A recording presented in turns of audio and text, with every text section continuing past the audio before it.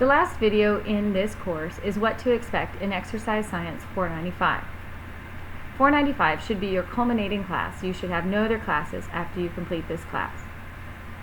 At the end of the semester, you and your advisor decided upon the number of credit hours you needed in order to graduate and complete your course requirements.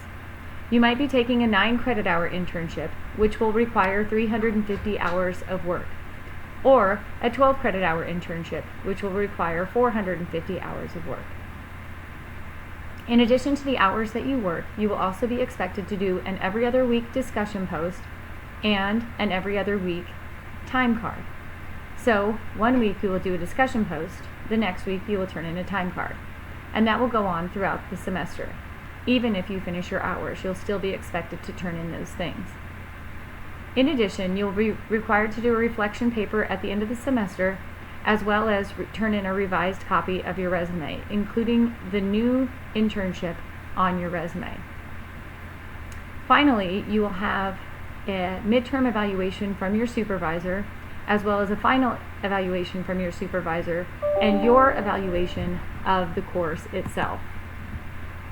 Semester. I hope you enjoy the rest of your classes and you are looking forward to starting your internship soon. Talk to you soon.